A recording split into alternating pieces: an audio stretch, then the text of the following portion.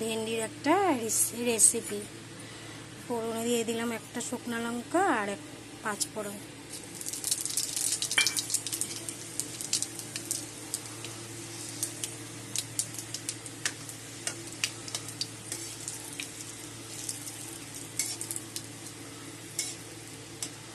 ফোড়নটা আমার হয়ে গেছে।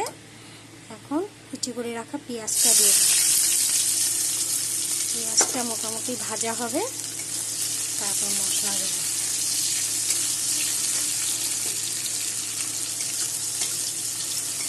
সবসময় একরকমভাবে ভেন্ডি খেতে ভালো লাগে না, আজকে তাই অন্যরকম পদ্ধতিতে বানিয়ে দেখাচ্ছি। তোমরা এরকম করে বানিয়ে খাবে, খেতে খুব ভালো হয়, খেতে খুব ভালো হয়। আর এই গরমের দিনে কি আর সবজি আছে বলো?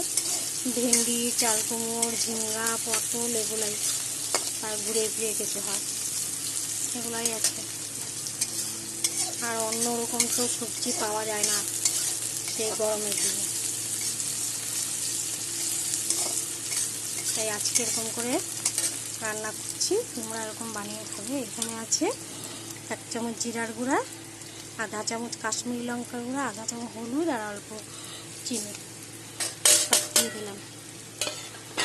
দিয়ে এখন কষাবো।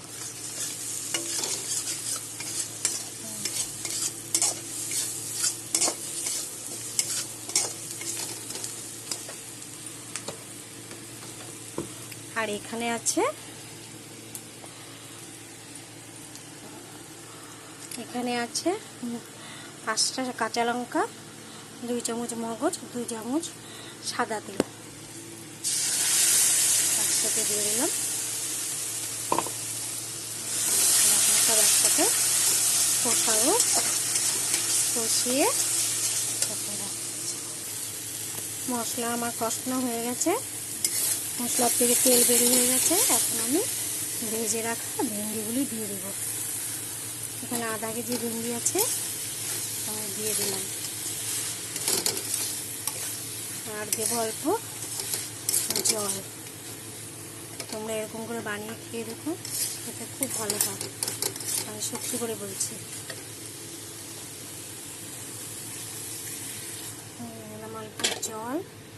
আর আজকে আমার কাছে টমেটো নয়, তাই 1 চামচ ভিনেগার দিয়ে দিলাম। 1 চামচ ভিনেগার দিয়ে দিলাম। আর দিয়ে দিলাম আধা চামচ লবণ।